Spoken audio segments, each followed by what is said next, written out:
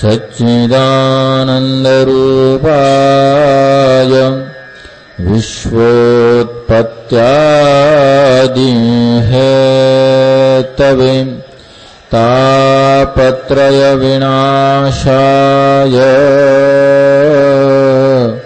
श्रीकृष्णाय वयं नुमः।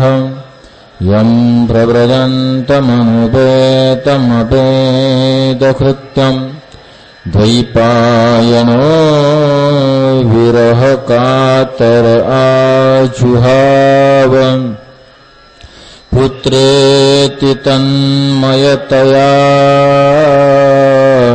तरवोऽभिनेदेश तं सर्वभूतहृदयं मुनिमानतोऽस्मि। मनोजवं मारुततुल्यवेगं जितेन्द्रियं बुद्धिमतां वरिष्ठं वातात्मजं वानरयूथमुख्यं श्रीराम दूतं शरणं प्रपद्ये। श्री रुक्मिणी माता की जय।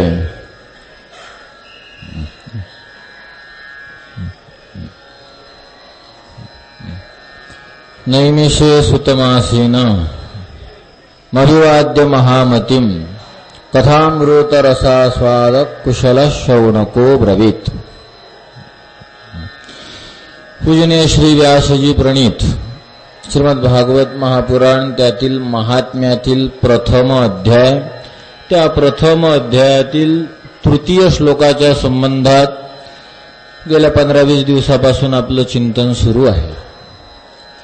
या श्लोकामध्ये जे वक्तृत्वाचे राजे आहेत त्यांचंही नाव आलं आणि जे श्रवणाचे राजे आहेत त्यांचंही नाव आलं। सूत महाराज वक्त्यांचे राजे आहेत, तर शौनक हे श्रोत्यांचे राजे आहेत। सूत महाराजांना महामतिम हे विशेषण लावलं एक, आणि शौनकांनाही तसं एकच विशेषण आहे, पण ते समस्त पद आहे। अनेक पदांना मिळून एक पद तयार झालं, कथामृत रसास्वाद कुशलहा एवढं विशेषण आहे। तर यापैकी कथा कशाला म्हणावं, कथेला अमृत का म्हणावं, रस का म्हणावं, या संबंधामध्ये आपण विचार परिपूर्ण करून वर्तमान आपण आस्वादन कुशल या पदाच्या संबंधात चर्चा करत आहोत। आस्वादन कुशल म्हणजे शौनक श्रवणामध्ये खूप तत्पर होते, कुशल होते। श्रवण करत असताना त्याचं तात्पर्य काढणं, त्या संबंधात विचारला जाणारा यांच्याकडूनचा प्रश्न हे अतिशय अपूर्व आणि विशेष होतं। तर या संबंधामध्ये आपण चर्चा करत करत इथपर्यंत विषय मांडला की या श्रवणामध्ये 4 प्रकार पडतात। एक नामश्रवण, दुसरं रूपश्रवण, तिसरं गुणश्रवण आणि चौथं लीलाश्रवण। तर यामध्ये नामश्रवणाचा विचार करून, रूपश्रवणाचा विचार करून वर्तमान आपण गुणश्रवणामध्ये रममान होत आहोत। गुणश्रवण आज आपल्याला प्रतिपादन करायचं आहे। कशाला गुणश्रवण म्हणतात? गुणश्रवणाच्या संबंधात आज आपल्याला विचार करायचा आहे।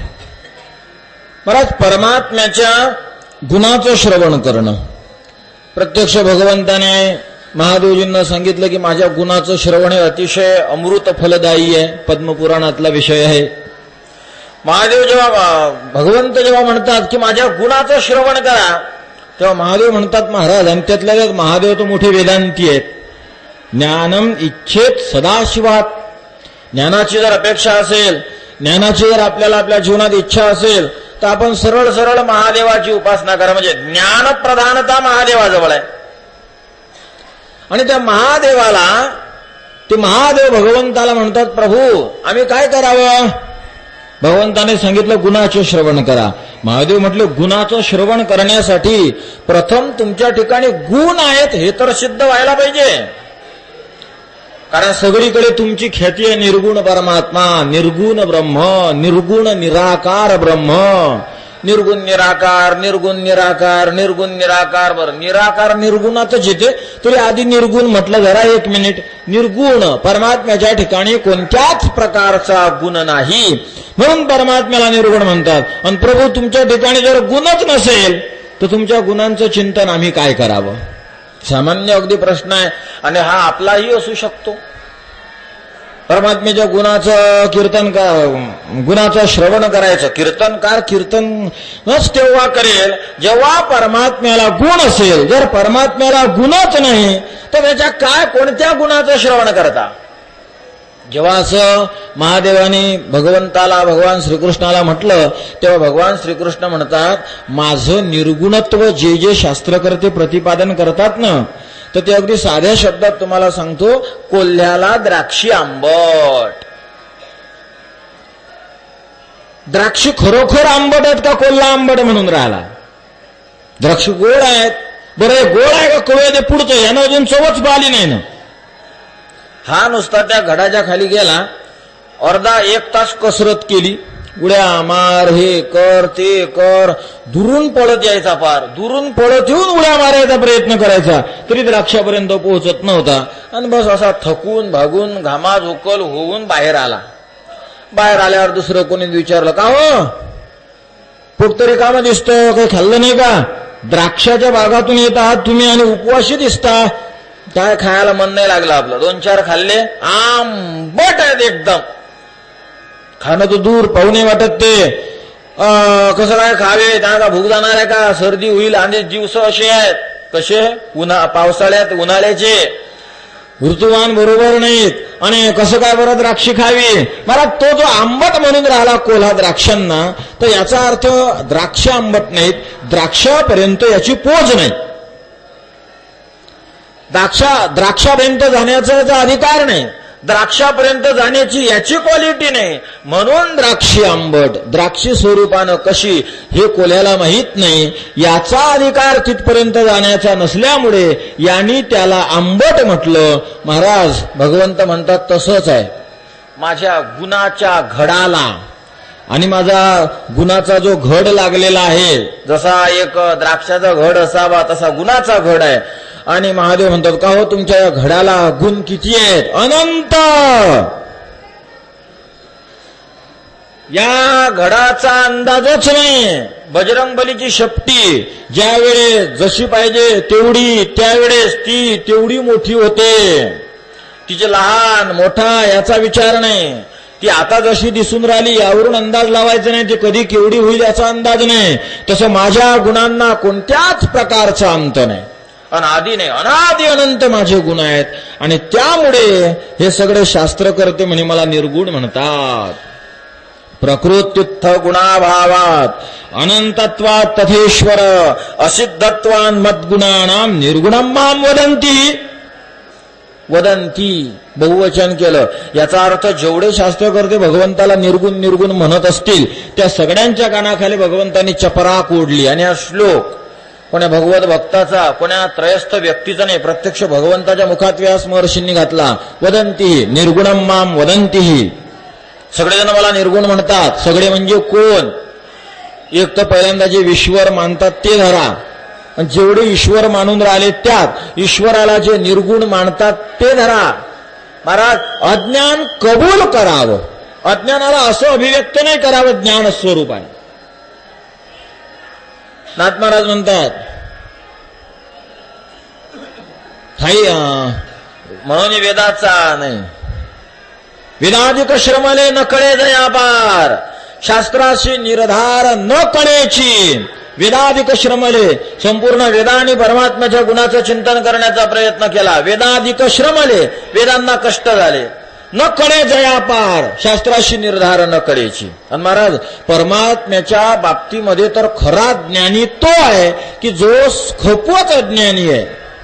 विज्ञान अभिज्ञानात अपि अज्ञानम ज्ञानादपि ज्ञानादधिकम मतम.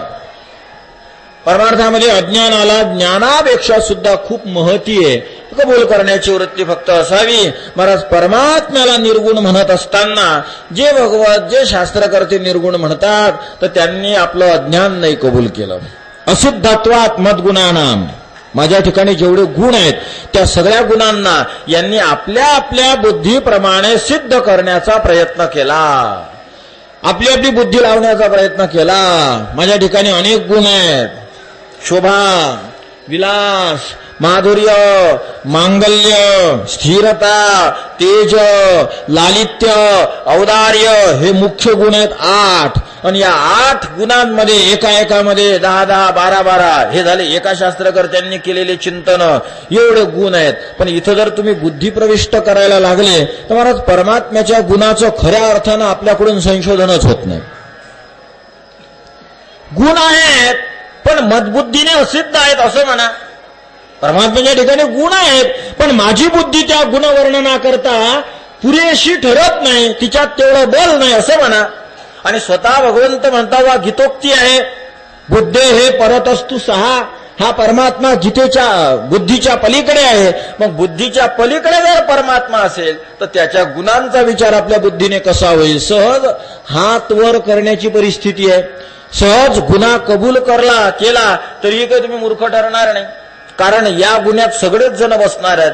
ज्या गुन्ह्यात सगळेच जण बसत असतात तो धर्म होऊन जातो. सूर्योदयाच्या पूर्वी कमीत कमी 48 मिनिट उठावं असं आहे शास्त्र. आणि हे सगळेच साधू उठतात म्हणून का तो अधर्म झाला? सगळेच जण करायला लागले तो नियम होऊन गेला, तो धर्म झाला. दुर्जन लोक सगळे जण करतात एक गोष्ट, तो दुर्जनाचा नियम आहे, धर्म आहे दुर्जनाचा. रावणाला म्हटलं का रे भाऊ तू सीतामय्याला का चोरून नेलं? अरे का चोरून नेलं म्हणजे राक्षसांचा धर्म आहे परस्त्रीला पळवणं. त्यांनी धर्माचं बखान केलं, प्रमाण दिलं, शास्त्रोक्त पद्धतीने समजून सांगितलं की दुसऱ्याची स्त्री पळवणं हा आमचा काय धर्म आहे. महाराज सगळे वेद ऋषी मुनी जर म्हणून राहिले की आम्हाला नाही कळत वेदाधिक श्रमले न कळे जया पार. वेदाधिक अधिक म्हणण्यामध्ये वेदाला जो आदिपद लावलं या पदाने वेदासारखेच दुसरे घ्याल की नाही? तर तुमच्या माझ्यासारखे लुंगू छिंगू त्या लाईनीत बसवाल. आमच्या घरी पंतप्रधान आले होते आणि अजून आमच्या गावातली दारकाबाई आली होती. त्या पंतप्रधानाच्या तोडीला तिचं नाव लावतात का? त्याच्याच तोडीचे मग कॅबिनेट लेवलचेच लावणार. ते सरल्यानंतर मग तुमच्या प्रांतातले कॅबिनेट लावणार. मग त्याच्या खालच्या मंत्र्यांची नावं घेणार. म्हणजे नावाची जी लाईन आहे त्या लाईनमध्ये त्या तोडीचेच नावं घेतली जातात ना. आणि वेदाधिक श्रमले, वेदाला जर परमात्मा कळत नाही मग अधिक पदाने कोण कोण आले? मग पुराण, इतिहास, दर्शनशास्त्र इतर यांना कोणालाच कळाला नाही. आणि कोणी जर माझे गुणवर्णन करण्याचा प्रयत्न करत असेल तर ते त्या व्यक्तीचं सरळ आणि शुद्ध अज्ञान आहे. भगवंत म्हणतात माझ्या गुणांचं श्रवण करणं हे विभू परमार्थ श्रवण आहे. आणि भगवत गुणांचं भक्त गुणांचं श्रवण करणं, प्रपंचातल्या दोषांचं श्रवण करणं याला विभूती श्रवण म्हणतात शास्त्रात. भगवंताचे गुण ऐकणं हे प्रत्यक्ष परमार्थ श्रवण आहे. आणि भगवत भक्तांच्या गुणांचं श्रवण करणं हे विभूती श्रवण आहे. आमच्या भागवतामध्ये हे विभूती श्रवणही भरपूर आहे. अगदी विभूती श्रवण म्हणजे थोडक्यात विज्ञान श्रवण. भक्तीने हेच लक्षण केलं. भक्तांचे जे श्रवण आहेत, प्रपंचाविषयीचं जे श्रवण आहे, प्रपंचातील दुर्गुणांविषयीचं जे मनन मंथन करून केलेलं श्रवण आहे, या श्रवणाला म्हणायचं विभूती श्रवण. प्रपंचातील श्रवणाला अगदी थोडक्या शब्दामध्ये शास्त्र भक्तिशास्त्र प्रतिपादन करते. विज्ञानाच्या श्रवणाला विभूती श्रवण म्हणा. विज्ञानाचं श्रवण हे विज्ञान म्हणजे काय? शास्त्राने सांगितलं वा प्रपंच वगैरे याला विज्ञान म्हणा. आमच्या माऊलीने सुद्धा महाराजा प्रपंचाला विज्ञान म्हटलं. काय या साधू संत एक कधी बोलून जाते 500 वर्षाच्या आधी, एक कधी बोलते पुढे 1000 वर्षाच्या नंतर, पण एकमेकाशी बोलत असताना विरोध कधी तयार नाही होत. सारखं बोलणं असते. काय साधू संतांची किमया आहे की, काय महिमा आहे की अगदी क्रमानं आणि व्यवस्थितरित्या बोलतात. ऋतंभरा प्रज्ञा यांना प्राप्त झालेल्या असतात. या प्रज्ञेमुळं परत ते दिसण्यात काही फरकच नाही ना. वेदाचे, शास्त्राचे, दर्शनाचे हे ऋषीमुनी द्रष्टे असतात. यांना प्रत्यक्ष लक्षणावरून नाही पाहावं लागत. एक वाक्यच आहे पहा, लक्षणैक द्रष्टारः वयम लक्षैक द्रष्टारः मुनयः. तुम्हाला मला लक्षणावरून कळत असते. साधू संतांना लक्षण नाही, प्रत्यक्ष लक्षच दिसत असते. उदाहरण, तुम्ही सगळ्यांनी भागवत ऐकूनच आहात. तुम्ही म्हणा आताही ऐकूनच राहिलो, पण आपलं भागवत म्हणजे कासवाच्या गतीनं चालणार आहे, त्यामुळे पूर्ण सांगोपांग तुम्हाला काय 4 महिन्यात कळेल असातला विषय नाही. पण मात्र दुसरे भागवत 8-8 दिवसाची तुम्ही ऐकलेले आहात. त्यातली एक कथा मी तुम्हाला स्पर्श करून दाखवतो, तुमच्या लक्षात येईल. वृंदावनामध्ये नारद फिरत फिरत गेले, भरपूर फिरले म्हणतात. कुरुक्षेत्राला जा, इकडे जा, तिकडे जा, फिरून फिरून फिरून फिरून मग आले पृथ्वीवर. पृथ्वीतून गेले म्हणतात वृंदावनात. आणि वृंदावनात गेल्यानंतर काय पाहिलं नारदजीने? माहीत असलेली कथा सगळ्यांना. 2 म्हातारे आणि 1 तरुणी. म्हातारे कोण? मुलं. तरुणी कोण? माता. पोरं आहेत म्हातारे आणि माय आहे तरुणी. आता तुम्हाला कळालं, ती माय भक्ती आहे आणि ते पोरं विवेक आणि ज्ञान आणि वैराग्य आहे. हे 2 तिचे पोरं आहेत. आता हे पाहिलं, हो पाहिलं. आता तुम्ही किती फिरा, तुम्हाला भक्ती प्रत्यक्ष दिसते का पहा. मग काय? पूजादिषु अनुराग शांडिल्य, अशी भक्ती शोधायला लागते आपल्याला. पूजेमध्ये प्रेम असणं याला भक्ती म्हणतात, हे शांडिल्यांनी म्हटलं. हे लक्षण पहा. नारदांनी केलेलं भक्तीचं लक्षण पहा. त्या लक्षणावरून लक्षाचा अंदाज लावा. पण भक्तांचं असं नाही लक्षणावरून लक्ष, त्यांना प्रत्यक्ष लक्षच दिसते. नारदांना प्रत्यक्ष भक्तीचं दर्शन झालं, प्रत्यक्ष वैराग्य म्हातारा दिसलं, प्रत्यक्ष ज्ञान म्हातारा दिसलं. आणि तुम्हाला मला कसं काय दिसणार आहे? हा, आपल्याला म्हातारपणाचा अंदाज लावावा लागणार आहे. म्हातारा म्हणजे काय? वय जास्त. म्हातारा म्हणजे काय? हातात काठी. म्हातारा म्हणजे काय? खोकलणारा. म्हातारा म्हणजे काय? शरीरानं अशक्त असलेला. म्हणजे वयही जास्त. शास्त्रानुसार जर बोलायचं झालं तर 60 वर्षाच्या पुढच्या व्यक्तीला शास्त्र म्हणते त्याला म्हातारा म्हणा. हे आहे म्हाताऱ्याचं लक्षण. म्हणजे वय जास्त, थकलेला, बत्ताशे येणारा, हातात काठी घेणारा, हे आहे म्हाताऱ्याचं लक्षण. आणि प्रत्यक्ष आपण तसे म्हातारे समाजात पाहतो. मग आता वैराग्याच्या बाबतीमध्ये हे कसं लावाल? आपल्याला प्रत्यक्ष वैराग्य तर म्हातारं दिसणार नाही. मग आपण काय कराल? आपल्याला वैराग्याची जीर्णता दिसेल. वैराग्य थकलं, ज्याचं कोणीच ऐकत नाही त्याला काय म्हणतात? म्हातारा. हे म्हाताऱ्याचं एक सगळे विशेष लक्षण आहे. जो सांगितल्याशिवाय राहत नाही, ज्याचं कोणी ऐकत नाही त्याला म्हणतात म्हातारा. ऐकत कधीच कोणी नाही आणि तो सांगायचा तरफडा केल्याशिवाय कधी राहत नाही, त्याला म्हणतात म्हातारा. आणि महाराज वैराग्याचं या काळात असंच झालं. कोण ऐकून राहिलं वैराग्याचं? वैराग्य सांगत असतानाच आपण भोगी असण्याचं प्रदर्शित होतं या जगामध्ये. आता कोण ऐकते वैराग्याचं? वैराग्य कशाला म्हणतात हे सांगत असताना व्यासपीठ गाजवणारे भगवंताच्या जन्माला जागे नसतात. माझं हे काय करावं वैराग्य? आम्ही घरातल्या घरात गोपाल कृष्ण भगवान की जय, गोपाल कृष्ण भगवान की जय असं म्हणून तरी कमीत कमी काही ना काही साजरं करा. मग याला म्हणतात वैराग्य म्हातारं. इथं येऊन बसायचं आणि भागवतावर प्रतिपादन करायचे. दुनियाचं सांगतोय आपण, ध्यानात घ्या. मी जागो होतो बरं मंडळी. तर भगवंताविषयीचं बोलायचं, कुकुष्टमी हे ते, यांनी स्वतःच त्याविषयीचा स्वीकार नाही करायचा. याला म्हणतात वैराग्य म्हातारं. जे बोलत राहतं पण कोणी ऐकत नाही याला म्हातारं म्हणतात. साधं गणित आहे. ज्ञान, ज्ञान काय काय नाही जगात, किती किती नाही. पहा ना तुम्ही. असं करा, हे खा, ते खा. मी किती वेळ सांगितलं. जे जुने आमचे श्रोते असतील त्यांनी तर 1000 केव्हा ऐकलं असेल. ताटाला पाणी फिरवणं चालत नाही. माही फिरवता की नाही तुम्ही? खरं सांगा. बरोबर. तर हातावर पाणी घेऊन आम्ही 4 वर्ष झाले सांगून राहिलो. हे ज्ञान आहे ना, हे स्मृती आहे. करमध्ये स्थिता देवा करपृष्ठे तू राक्षसा तस्मात करपृष्ठेन न अन्नम कुर्यात प्रदक्षिणम. ताटाला असं पाणी फिरवायला चालत नाही, शास्त्र सांगून राहिलं. ती पाहूयानंतर. आता ज्ञान म्हातारं कसं झालं हे सांगून राहिलो. तर असं पाणी फिरवलं त्या ताटात राक्षस जेवतात. आपण तमोगुणी होतो. 4 वर्ष झाले सांगतो. कोणी आपण ज्या ऐकून ऐकून ज्यांचे कानं शेवाळले आमचं, त्यांच्या घरी जर आम्ही जेवायला गेलो ते आमच्या देखत पाणी फिरवतात. याला म्हणतात ज्ञान म्हातारं झालं. जे सांगून राहिलं पण ज्याचं कोणी ऐकत नाही. स्मृत्या सांगून राहिल्या, मनुस्मृती सांगून राहिली, याज्ञवल्क्य स्मृती सांगून राहिली, पण तिचं कोणी ऐकत नाही. म्हातारं झालं. याला ज्ञानाची वृद्धता, याला वैराग्याची वृद्धता. असं म्हटलं जातं. आपल्याला लक्षणावरून कळते. प्रत्यक्ष लक्ष साधूंना दिसत असते, महात्म्यांना दिसत असते, आपल्याला नाही दिसणार. तर इथून विषय निघाला होता की भक्तिशास्त्राचं हे मी तुम्हाला सांगितलेलं विज्ञानाचं लक्षण आणि ज्ञानोबारायांनी वर्तमानच म्हणा या 600-700 वर्षामध्ये प्रतिपादन केलेलं विज्ञानाचं लक्षण दोघं अगदी एक आहेत. ज्ञानोबाराय म्हणतात ज्ञानाचं, विज्ञानाचं आणि अज्ञानाचं हे 3 लक्षणं ज्ञानोबाराय एका ओळीमध्ये करतात. तैशी जाणीव जेथने रिगे, विचार मागुता पावली निघे, तरकू आयनी नेघे अंगी जायाच्या, अर्जुना तया नाव ज्ञान. येर प्रपंच हे विज्ञान, ते तर सत्य बुद्धी ते अज्ञान हे जा. 3 लक्षणं ज्ञानोबारायांनी केलेत. कशाला ज्ञान म्हणतात? तैसे जाणीव जेथने रिगे, जिथं जाणीव जात नाही, तैशी जाणीव जेथने रिगे. पुढे काय?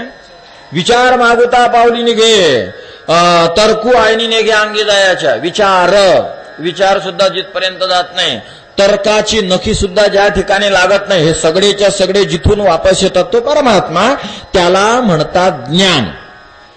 बरं महाराज, विज्ञान येर प्रपंच हे विज्ञान आणि या प्रपंचाला सत्य समजणं हे अज्ञान.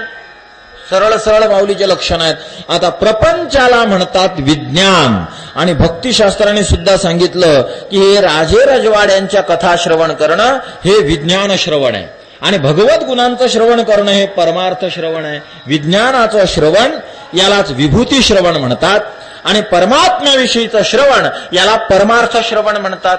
हे श्रवणातले 2 प्रकार, विभूती श्रवण, परमार्थ श्रवण. विभूती श्रवण म्हणजे विज्ञान श्रवण, विज्ञान श्रवण म्हणजे राजे रजवाड्यांच्या कथा. आता याचाच अर्थ असा आहे, भक्तिशास्त्रांना हे राजे रजवाडे प्रपंचात घालायचे नाही म्हणे परमार्थ आहे. मग परमार्थ जर राजा रजवाड्यांना म्हणायचं असतं तर भगवत श्रवणामध्ये घालून त्याला परमार्थ श्रवण असं नाव का दिलं नसतं?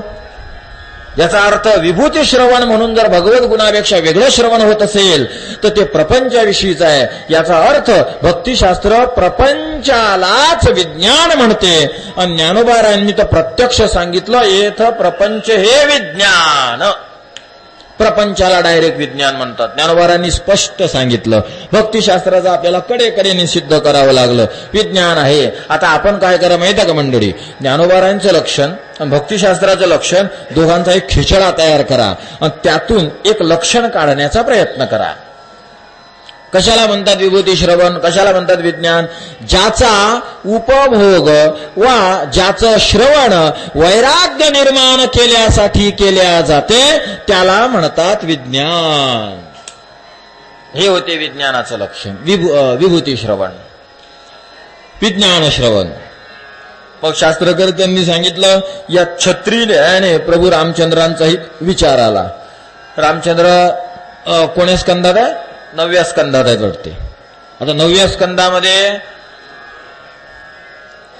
9व्याच आहे ना, 9व्या स्कंदामध्ये चुकलं कधी माफ करा, नंतर मला सांगा. 9व्या स्कंदामध्ये प्रभू रामचंद्रांचं चरित्र आलं. तुमचं काय म्हणणं आहे? भगवान श्रीकृष्णाचं चरित्र परमार्थ श्रवण. मग प्रभू रामचंद्र हे तर प्रभू आहेत, यांचं राजांच्या लाईनीला चिंतन आलं, मग यांच्या चरित्र श्रवणाला विभूती श्रवण म्हणाल का? शास्त्रकर्त्यांनी उत्तर दिलं, हे छत्री न्यायाने आलं म्हणे. छत्री न्यायाने आलं. छत्री न्यायाने म्हणजे छत्री एकाला जर आण म्हटलं तर त्या छत्री सोबत माणूस येणार आहे. आपल्याला माणूस जरी नको असला तरी छत्री तशी उडून येणार नाही, तिच्यासोबत माणूस जसा नक्कीच येणार आहे. छत्री पाहिजे असं म्हणत असताना एक माणूस आला छत्री घेऊन. तू कुठं पाहिजे होता? मला छत्री हवी होती. ब्रह्मसूत्रात त्याला शेष षष्ठी वगैरे अशा शब्दामध्ये संबोधिलं. पहा तिथं उदाहरण दिलं की विस्तवान. मग विस्तव कसा काय हातावर आणता येईल? विस्तव आण म्हटलं की तवान म्हणण्याचं कामच नाही. तो विस्तव तव्याशिवाय येणारच नाही. शेषष्ठी उरलेला आपोआप त्याच्यामध्ये येऊन शेषष्ठी असं सूत्र आहे व्याकरणाचं. उरलेल्यांसाठी षष्ठी विभक्तीचा प्रयोग करावा असा त्याचा अर्थ होतो. व्याकरण जाऊ द्या, आपल्या मूळ विषयावर या. तर विस्तवान म्हटलं की तवा आला, क्षत्रियान म्हटलं की छत्रीवाला आला तो त्यात इन्क्लूड झाला. तसं राजा रजवाड्यांमध्ये प्रभू रामचंद्रांचं त्यातही नाव आहे, भगवंतातही नाव आहे. त्यामुळे राजे म्हटलं की प्रभू त्यात येऊन गेले. पण राजत्व रूपाने त्यांचं चिंतन नाही करायचं. तसं तर पांडुरंग सगळेच मोठा महाराज आहे म्हणून का त्याला विभूती श्रवण करायला त्याचं? पंढरपूर पाटणी का महाराज, पांडुरंगही महाराज आहे. कोणी म्हणतं, मला परवालाच कोणी विचारलं पा इथं व्यासपीठावरच, पंढरीनाथ भगवान की जय म्हणायचं का पंढरीनाथ महाराज की जय म्हणायचं? खूप मोठा वाद आहे हुआ. आणि वाद कशात करावा? ही वालुका कुपईव विदारणम, यात काय वाद आहे? वाळूची विहीर जर तुम्ही खोदायला बसले, तुम्ही जर 14x14चा गाला घेतला, पाण्यापर्यंत जाऊस तोवर तो 1400x14 होईल ना.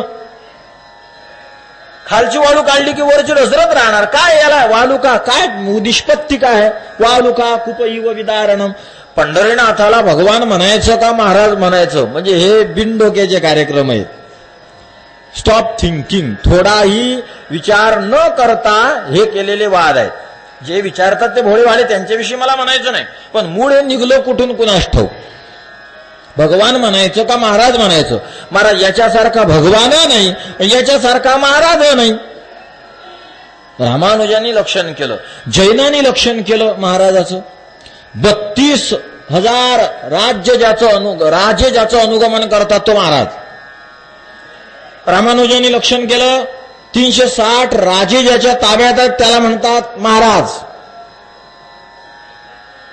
व्याकरणाच्या दृष्टीनं महान संयुर राजते स महाराज. जो महान रूपानं विराजित होतो, प्रकाशमान होतो, त्याला म्हणतात महाराज. मग आता महान रूपानं प्रकाशित होणारा कोण आहे हो? सूर्य आहे, चंद्र आहे. यदादित्य गदम तेजो, पुढे काय? जगद भासयते खिलम यच्चंद्रमशु यच्चाग्नो तत्तेजो मामकम विद्धी. ते माझं तेज आहे. महानच असौ राजते. महान रूपानं प्रकाशित होणारा कोण आहे? चंद्र. चंद्राची टपरी आहे, प्रकाशाची टपरी. टपरी करते ना तुम्हाला हातगाडी. सूर्याचा प्रकाश म्हणजे काय? प्रकाशाची हातगाडी. 15 रुपयाची चड्डी, 15 रुपयाचं शर्ट, 15 रुपयाचा पॅन्ट, हातगाडी. गरीबाची गाडी. 100 रुपये गेली की अख्ख्या घराला कपडे येतात, ती हातगाडी. तर या सूर्याजवळ असणारा तेज म्हणजे हातगाडीवरचा तेज आहे.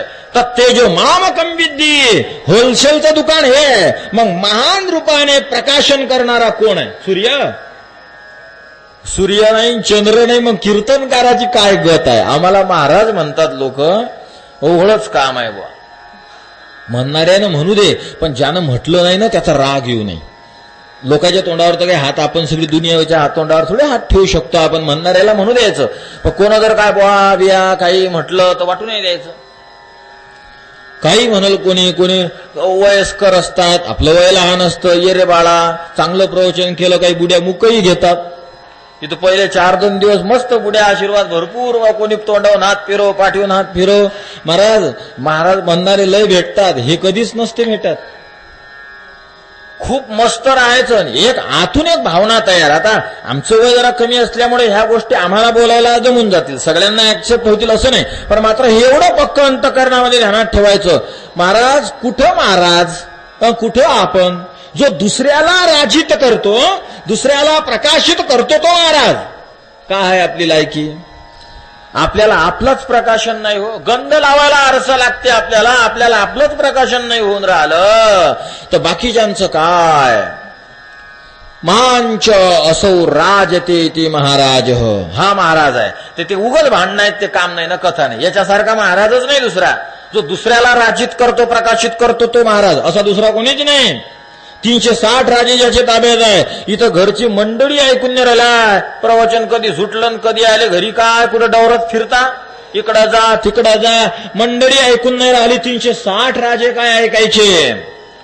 जैनाच्या दृष्टीनं तर 32,000 संघ राज्य ज्याच्या ताब्यात आहे तो महाराज. त्याचा दुसरा शब्द आहे नरदेव म्हणतात ते, त्यांना जैन परिभाषा आहे. तो महाराज. महाराज कोण आहे असा? जुनं झालं, मग गेलं, मेलं, ते फुकलं. आता कोण आहे? आता एकच आहे, देव पांडुरंग आमचा, तोच महाराज आहे. आणि भगनिवान कोण आहे? भग म्हणजे हे 6 गुण. आणि या 6 गुणांनी युक्त कोण आहे? तोच आहे. त्यामुळे तोच भगवान आहे आणि तोच महाराज आहे. उग व्यर्थ विषयाच्या चर्चेला वेळ द्यायचा नाही. मूळ विषय पहा आपला. तर परमात्म्याच्या श्रवणाला परमार्थ श्रवण म्हणतात. आणि या राजांचे जे चरित्र असतात इतर, तर यांच्या श्रवणाला शास्त्रामध्ये विभूती श्रवण म्हणतात. आणि हे श्रवण वैराग्य उत्पादक आहेत. हे श्रवण परमात्मा प्रापक नाहीत. काही श्रवणाने वैराग्य निर्माण होतं, काहींनी परमात्म्याचं दर्शन होतं. वैराग्य निर्माण होणं हे विभूती श्रवणाने होतं आणि परमात्म्याची प्राप्ती हे परमार्थ श्रवणाने होते. असे 2 श्रवण आहेत. म्हणून राजे रजवाड्यांची श्रवण करत राहायची काही अडचण नाही. ययाती कसे होते? पृथू महाराज ते भगवंताचा अवतार, 24 अवतारात त्यांचं नाव आहे. पृथू महाराज कसे होते, काय त्यांचे गुण आहे, नहुष कसा होता, त्यातून वैराग्य तर होईल आपल्याला की किती तप असलं तरी चकनाचूर व्हायला काहीच लागत नाही. म्हणून काय लागलं नहुष सरकायला? अगस्ती ऋषीच्या जटेमध्ये भृगु ऋषी जाऊन लपले. कारण नहुषाला वरदान होतं की जो नहुषाच्या नजरेत येईल तो त्याला वश होऊन जाईल. ब्रह्मदेवाने वरदान दिलं. रोज वेगवेगळ्या ऋषीला बैल करून जुंपायचा. एक दिवस अगस्तीला जुंपणार भृगु म्हणायला लागले, महाराज याचं काहीतरी करायला पाहिजे. अगस्ती म्हणता काय करता? त्याच्या पुढे गेली की आपण त्याचा शिष्यच होऊन जातो. ब्रह्मदेवाने वरदानच तसं दिलेलं आहे, जो याच्या नजरेत येईल तो त्याचा होईल. ठीक आहे. जटेत लपले भृगु महाराज अगस्तीजीच्या, जुंपलं बुवा बैलगाडीला. आणि या नहुशानं लाथ मारली अगस्तींच्या मस्तकाला. केसामध्ये भृगूंना लागली. तिथंच राग आला आणि शाप दिला. वाकड्या तिकड्या नजरीचा आहेस, वाकड्या तिकड्या वृत्तीचा आहेस. लाताने बुक्क्याने मारून राहिला, पायाने मारून राहिला. ज्या पायाने आणि हाताने मस्ती आला ते पाय आणि हात नसतील अशा योनीला जाऊन पड. नहुशात एवढी पॉवर होती महाराज. शाप देणाऱ्याला जर नहुशाने पाहिलं तर तो शाप फेल होत होता. भृगु महाराज जटीतून बाहेर निघलेच नाही, लपलेलेच राहिले. इकडे तिकडे पाहतो, काय कसं काय कसं काय कसं, कुठात मला उशाप द्या, या शापाचा अंत करा, या शापाचा अंत करा. अंत केला की धर्मराज युधिष्ठिर म्हणून जन्माला येतील आणि तेव्हा तुझा उद्धार होईल. नहुशाचा उद्धार नंतर झाला. महाराज एवढं तप केलेलं या नहुशाने भंगायला काय लागलं हो? काय लागलं ते संपायला? 1 मिलीसेकंद. आणि मग आता एवढे महान महान तपस्वी जर मिलीसेकंदात आदळून राहिले तर तुमच्या माझ्यासारखे छटाकानी पुण्य करणारे, ग्रॅमनी पुण्य करणारे, तोड्यानी पुण्य करणारेचं काय होईल? ज्यांचं क्विंटलानी पुण्य आहे त्यांची ही गत आहे. हे नहुशाची कथा तुम्हाला शिकवेल. वैराग्य निर्माण होईल. तप केल्यानंतर मस्ती येऊ नये, साधू पुरुषांवर अत्याचार करू नये. महाराज या दुर्योधनाचं वाटोळं काहून झालं तुम्हाला माहित नाही? अश्वत्थामा, कर्ण, व्यास. अश्वत्थामा, कर्ण, द्रोणाचार्य, कृपाचार्य हे 4 अत्यंत महारथी. कोण्या का कारणानं होईना दुर्योधनाच्या पदरी होते. सामान्य विजय आहे का? त्या लाक्षागृहामध्ये यांना जाळलं. ते लातूरला केलं होतं म्हणतात. त्या लाक्षागृहाचाच अपभ्रंशी शब्द तयार झाला लातूर. तर लाक्षागृह केलं, त्याच्या पांडवांना जाळण्याचा प्रयत्न केला आणि हे मेले असं जाहीर झाल्यामुळे दुर्योधनाला अर्ध राज्य भेटलं. अजून काय पाहिजे? नियम आहे, जो युवराजपदी ज्याची घोषणा केली त्याला अर्ध राज्य कोण्याही परिस्थितीमध्ये द्यावंच लागतं. आता पांडव जिवंत आहे हे कळालं असतं तरीही अर्ध राज्य दुर्योधनाला भेटलं होतं. समाधान नाही, बरं चालू आहे, तरी काही वाटोळं झालं नाही त्याचं. 4 महारथी पदरी आहेत म्हणजे 4 अनुभव त्याच्या जवळ आहेत आणि कोणाजवळच नाहीत. विजय आहे महाराज. एवढ्यावर नाही 4 महारथी भेटले, त्याला अर्ध राज्य भेटलं, हाही विजय. एवढ्यावर नाही, त्या सगळ्यांमध्ये जिंकून द्रौपदीच्या वस्त्रहरणापर्यंत गेला. तरीही काही एवढं लगेच्या लगे घडलं नाही, तरीही समाधान नाही. पण जेव्हा साधूला स्पर्श केला, संपलं. 3 स्कंदामध्ये भागवताच्या अध्यायाचं ध्यान नाही. विदुराचा अपमान केला दुर्योधनाने. विदुर काका गेले आणि धृतराष्ट्राला सांगतात, महाराज तुमच्या बेभाम सुटलेल्या मुलांना लगाम घाला जरा. धृतम राष्ट्रम मोहेन येन तद धृतराष्ट्रम. धृतराष्ट्र ज्याने मोहाच्या द्वारा राष्ट्र धरून ठेवलं त्याला म्हणतात धृतराष्ट्र. धृत म्हणजे धरलं, राष्ट्र म्हणजे जमीन जुमला. हे ज्यानं धरून ठेवलं अंतःकरणामध्ये त्याला म्हणतात धृतराष्ट्र. आमच्या ज्ञानोबारायांनी एकाच शब्दामध्ये धृतराष्ट्राला चापट मारली. एकच शब्द वापरला, त्याच्या कानाखालीच मारली धृतराष्ट्राच्या. ज्ञानोबाराय म्हणतात तरी पुत्र स्नेह मोहितो, धृतराष्ट्र असे पुसतो. अगदी सुरुवातच दिली ठेवून ज्ञानेश्वरीचा आरंभ. तरी पुत्र स्नेह मोहितो, धृतराष्ट्र असे पुसतो. धृतराष्ट्रा तरी पुत्र स्नेह मोहितो. हा जो तरी पद आहे ना, या तरी पदाने भरभक्कम धृतराष्ट्राची निंदा केली. भरभक्कम एका पदाने. हे तरी पद केव्हा वापरतात माहित आहे ना तुम्हाला? आपली तरी जाऊ द्या, आपल्या तरीत तर जीवन चाललं खाया पियाच्या. हे तरी केव्हा वापरतात? जाऊ द्या हो, काय तुम्ही तुमच्या मेवण्यावर एवढं प्रेम करता हो, काय नाही करायचं हो. मागच्या वेळेस त्यानं तुमचे 10,000 रुपये घेतले, ते त्यानं पचवले, एकही रुपया तुम्हाला दिला नाही, तरी तुम्ही त्याच्यावर प्रेम करता. तरी हो, कशाला तुम्ही उगा त्या मुलीला साडी घेऊन राहिले 1,000 रुपयाची, उगा 100 रुपयाचा पचकला पालू घ्या आणि टाका तिच्या तोंडावर मारून. हो, तुम्ही पुरीविषयी बोलता. असं बोलता म्हणजे तुमची जमीन भेटावी म्हणून तुमच्या मुलीने कोर्टात केस टाकलेली आहे, तरी तुम्ही 1,000 रुपयाची साडी घेता. तरी पद माग अनेक दोषांना धरून वापरलेलं असतं. तरी पुत्र स्नेह मोहितो. दुर्योधनासारखे 5 पोर आहेत तरी, दुःशासनासारखे महान नालायक पोर आहेत तरी, गाढव आहेत तरी पुत्र स्नेह मोहितो. किती ठेवून दिली, पोराची निंदा केली, धृतराष्ट्रही उरकला. संतांचे वचनच खूप महान असतात. महाराज काय कमी आहे हो दुर्योधनाला? त्याला मूर्ख म्हणू द्या समाज, पण कमी काय? महारथी जवळ आहेत, अर्ध राज्य प्राप्त झालं.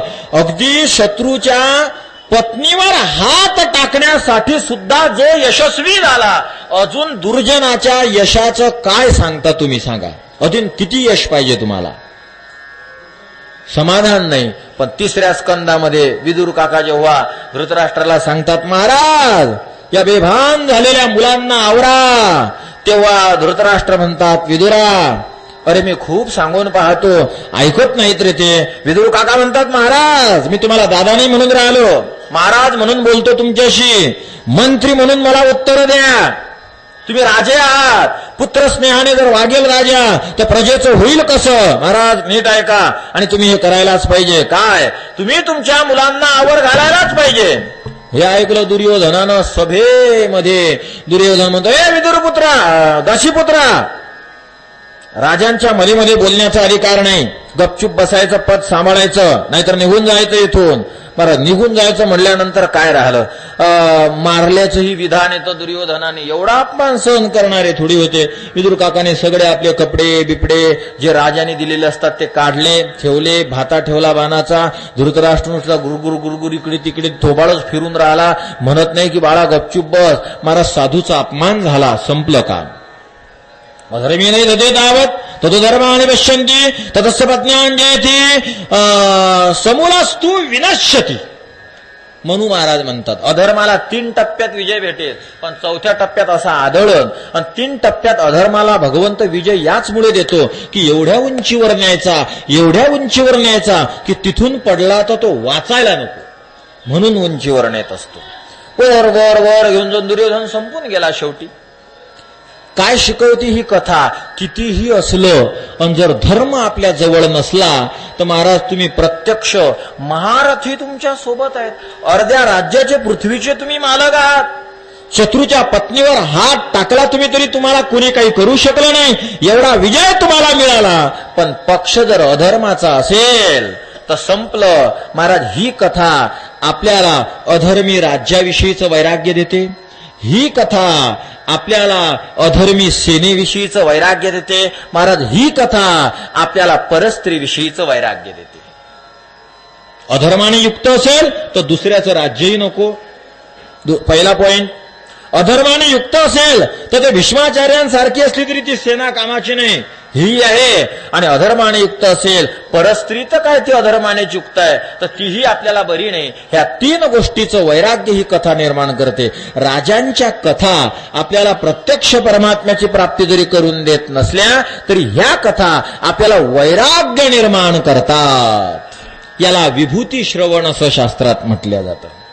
विभूती श्रवण असं म्हटलं जातं. हे पहिलं श्रवण. दुसरं आहे परमार्थ श्रवण. या परमार्थ श्रवणामध्ये भगवंताच्या गुणांचं श्रवण केलं जातं. मग भगवंताच्या वेगवेगळ्या गुणांचा शास्त्राने विचार केलेला आहे. भगवंताचे गुण, भगवंताचा पहिला गुण मानला जातो शोभा नावाचा गुण. भगवंताचा दुसरा गुण मानला जातो विलास नावाचा गुण. तिसरा गुण माधुर्य गुण. चौथा गुण मांगल्य गुण. पाचवा गुण स्थिरता गुण. सहावा गुण तेज गुण. सातवा लालित्य गुण. आठवा औदार्य गुण. भग म्हणून जे 6 गुण सांगितलेले आहेत त्याही संबंधामध्ये आपण विचार करू शकतो, पण श्रोत्यांना ते नेहमीचे परिचित असल्यामुळे वेगळ्या पद्धतीने चिंतन करण्याचा मी विचार केला. अगदी भग म्हणलं की 6 गुण अगदी सगळ्यांचे मुखपाठ होईल असतात.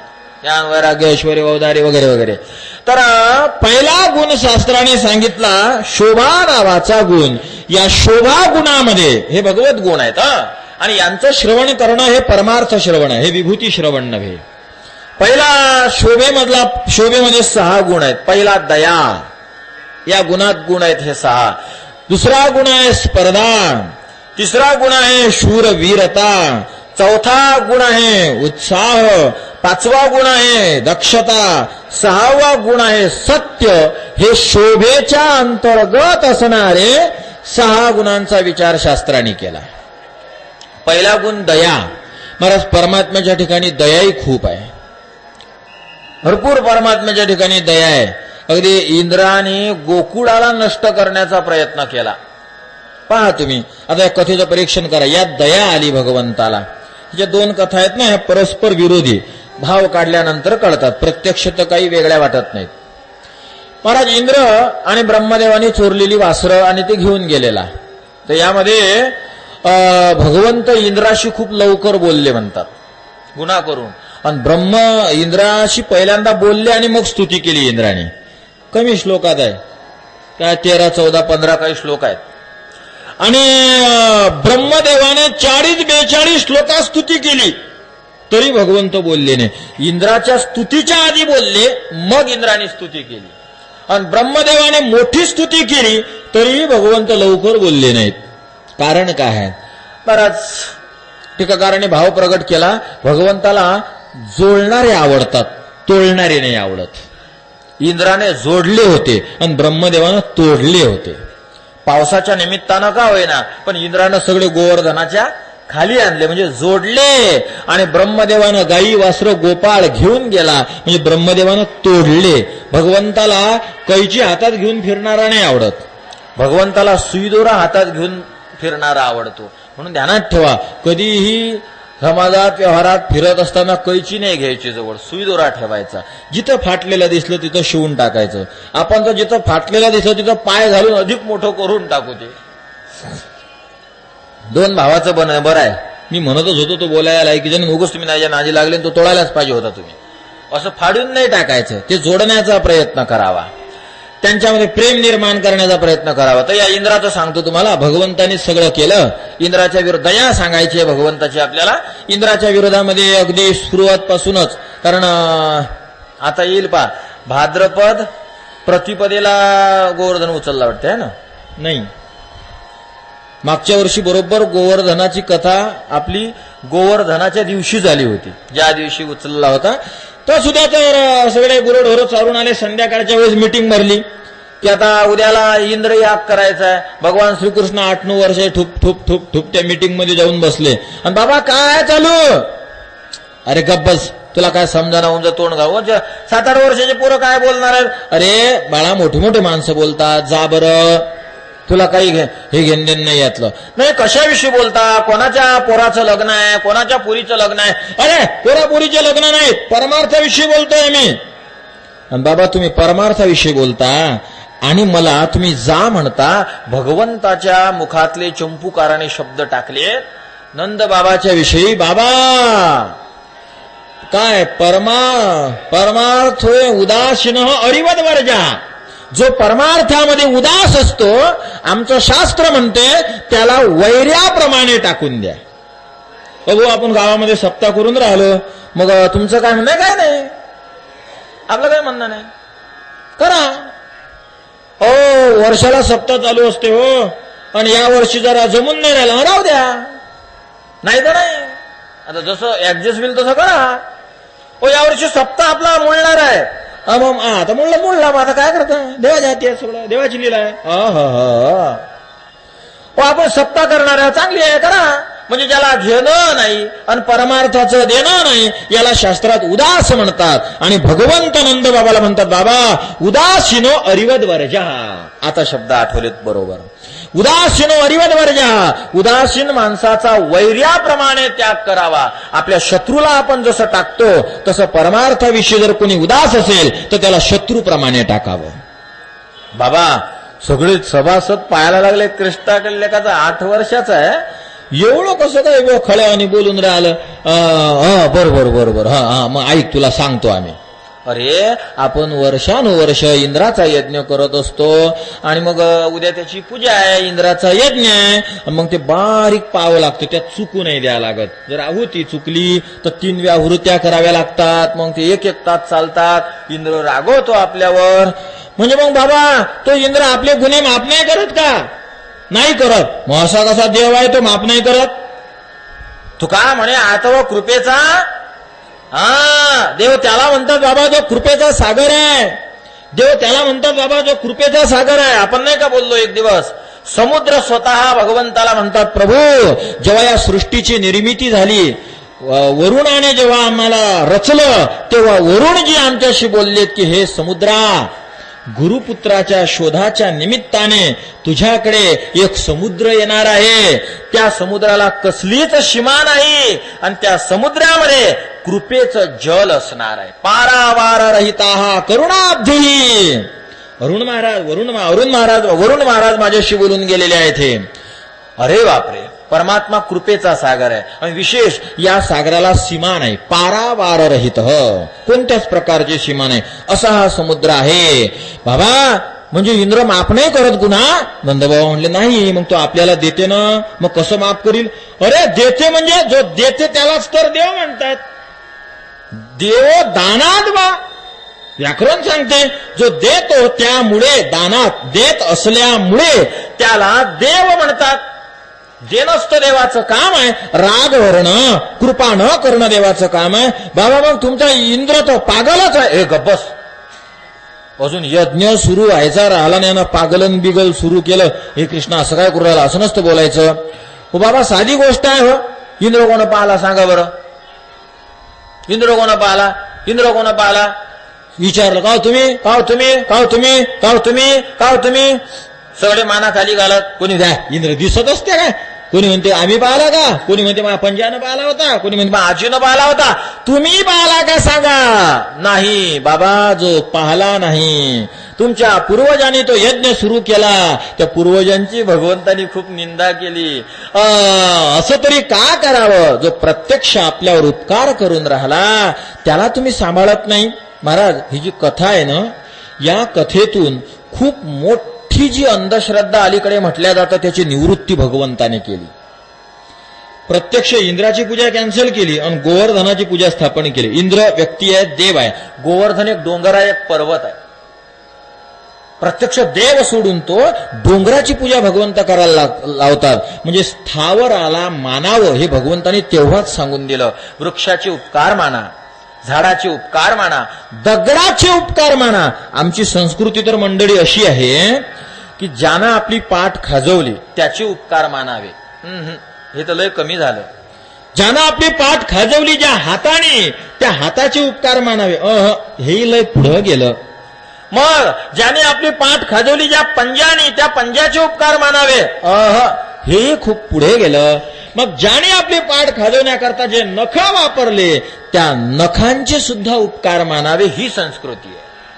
मग जे झाडं अखंड ऑक्सिजन देऊन राहिले, जे झाडं तुम्हाला सांभाळून राहिले, जे झाडं तुमचं पालन पोषण करून राहिले, जे झाडं वर्षाला हजारो पुत्रदान बलिदान करतात या जगाला. बोरीला आलेले बोरं हे बोरीचे बोरच आहेत की नाही, आंब्याला आलेले आंबे हे आंब्याचे चिरंजीवच आहेत की नाही, हे सगळे फळं जगाला दान. एकच माणूस 50-50 बोरं खाते बुवा, म्हणजे या वृक्षांचे पोरं आपण चिरडून टाकून राहिलो, त्यांचे उपकार नको मानायला. भगवंताने हा आदर्श त्याच काळामध्ये स्थापित केला.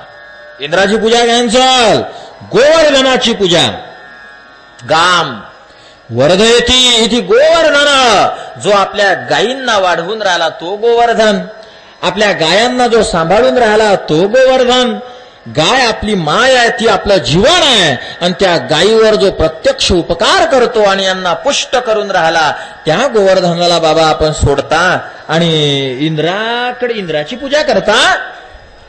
पण बाबा पाऊस तर तोच पाडतो ना. बाबा तो पाऊस तसाच नाही हो पाडत, मग झाडांमुळे पाऊस पाडतो. एक विशिष्ट वातावरण तयार व्हावं लागतं. ते ढग पेंधे आहेत, त्यांना सरकवा आमचे वायू करत असतात, त्याला निर्माण वृक्ष करतात. बाबा तुम्ही गोवर्धनाची पूजा करायला पाहिजे. महाराज वेगळ्या वेगळ्या पद्धतीनं पटवून सांगितलं, पटलं बुवा. झाली पूजा सुरू झाली. त्या पूजेमध्ये वेगवेगळ्या पक्वान्न सगळे पार पक्वान्न जेवण सुरू झालं. नद्या गोवर्धनाला पाणी पिण्यासाठी, ज्या ठिकाणी गोवर्धन गुळणा करायचे पाणी पिऊन, त्या ठिकाणी वेगवेगळ्या प्रकारच्या वनस्पत्या निर्माण होत होत्या. अजून तिथं आहेत त्या विशेष. आणि गोवर्धन जेव्हा तोंडामध्ये घास घालत ना, तर हे बोट असं इंद्राकडे करत, बघ बघ बघ बघ बघ म्हणून जेवत असताना हे बोट वर केलं की इंद्र चिडतो. त्यामुळे जेवत असताना ध्यानात ठेवा, 5 बोटाने घास तोंडात घाला, पण 5 बोट तोंडात नका घालून देऊ. पार मनगटा एवढं व्यवस्थित अलगद घास खा, छोटा घास खा, भरपूर चावा. अगदी आरोग्य कमवणं डाव्या हाताचा खेळ आहे. काही आरोग्य एवढं दूर नसतं. कसं खायचं, चांगलं झालं पहिल्या स्टेशनला चांगलं लागलं की माहिती आहे, अंदर काही टोल ना की नाहीत, परत बगड बगड बगड बगड बगड बगड बगड बगड बगड बगड बगड बगड खाऊन टाकतात. दुसऱ्या दिवशी चव चालली जाते, कुणीकडं फजिता सुरू होऊन जाते. बरं महाराज, तुम्हाला फजिता होणं या अन्नानं ही गोष्ट थोडीशी कडे न ठेवा, एवढी काही नाही. तास 2 तास 4 तासाची दिवसाची फजिता आपण सहन करू, पण यामुळं शरीराची जी कायम स्वरूपाची आतून घसाई होती याचा विचार काय. दात खाणाऱ्यांनी हे ध्यानात ठेवावं की ईश्वरानं दात तोंडात दिलेत, पोटात दात नाहीत. पोटात दात नाहीत, दात तोंडात आहेत. असं म्हणतात, अन्न प्यावं आणि पाणी खावं, मग तुमची तब्येत चांगली राहील. पाणी खावं म्हणजे पाणी एवढं तोंडामध्ये फिरवत राहावं की ते जणू काही आपण खातो. अन्न एवढं चावून बारीक करावं की ते जणू काही आपण पितो. अन्न प्यावं, पाणी खावं, मग त्या ठिकाणी रोग कदापि येणार नाही. व्यवस्थित तब्येत राहील तुमची. गोवर्धन घास घेत असताना बोट असं करे. इंद्र चिडायचं अजून, बघ तुझी पूजा मी घेतली, तुझी पूजा मी घेतली. वेगवेगळ्या पद्धतीनं राग व्यक्त करायचा. म्हणून महाराज घास घेताना हे ध्यान ठेवायचं. इंद्राला राग आला, इंद्राने अगदी पाऊस पाडला. सगळं जेव्हा कळालं की गोवर्धनाच्या खाली भगवंतानी हे सगळे ठेवलेले आहेत, तर म्हणतात इंद्र त्या गोवर्धनावर येऊन बसला. भागवतामध्ये एवढा विचार नसतो, पण हा शास्त्रांतरामध्ये केलेला आहे. गोवर्धनावर येऊन बसला भगवंत इंद्र आणि वज्राने त्या गोवर्धनाला मारून राहिला. वज्राचा प्रहार सामान्य प्रहार आहे. वज्र प्रहार कशाला म्हणतात. शिवाजी महाराजांच्या पत्रादिकांचं वर्णन करत असताना इतिहासकार म्हणतात, शब्द मेनाचे होते पण भावार्थ वज्राचा होता. शिवाजी महाराजचे शब्द मेनाचे मऊ होते, पण त्याचा भावार्थ वज्राचा असायचा. लोकमान्य टिळक लिहत शब्द मेनाचे असत आणि त्याचा अर्थ वज्राचा. इंग्रजांच्या अगदी कानाखाली पाठीवर बुक्के लाथा बिथा मारल्यासारखं व्हायचं, असे शब्द होते. वज्र हे अत्यंत कठोर आहे आणि इंद्र वज्राने गोवर्धनावर प्रहार करत होता. महाराज शेवटी थकला आणि भगवंत उद्योत झाले की आता मी सगळी अमरावतीच संपवून टाकतो, सगळं स्वर्गच नष्ट करून टाकतो. भगवंत चिडले, राग आलाय, क्रोध आला, डोळे लालबुंद झाले. भगवंत चक्राला आता बोलवणार, सुदर्शनाला आज्ञा दिली. तेवढ्यामध्ये इंद्र समोर उभा राहिला आणि मान खाली घातली, फक्त सगळं गायब. देवाने सगळ्याच कॅन्सल केलं. सुदर्शनाला म्हटलं जा. जो चेहरा रागावला होता तो लगेच वर आला, शांत झाला. डोळे एकदम लाल होते ते पांढरे फटक झाले. क्रोध निघून गेला आणि भगवंताला इंद्राने गोविंद नाव दिलं, स्तुती केली. भगवंताने हात वर केला आणि त्याच्या डोक्यावर हात ठेवून आशीर्वाद दिला. दया. सुदर्शनाला आवाहित केलं होतं आता संपणार पूर्ण स्वर्ग. तेवढ्यामध्ये इंद्राची फक्त मानच खाली पाहिली, कारण बोलण्याची पावर तर काही त्याच्यात आलेली नव्हती. नुसती मान खाली पाहिली महाराज. याने त्रास कमी नव्हता दिला हो इंद्राला. कोण नाही चिडणार. असं म्हणतात गोवर्धनाच्या पूजेसाठी जी वाद्य वाजवल्या गेलीत ना, तर त्या वाद्यांचा आवाज एवढा झालता, स्वर्गामध्ये एवढा झालता की इंद्राला कर्णशूल नावाचा आजार झालता. वैद्य बोलवून त्याच्या कानाला दुरुस्त करावं लागलं.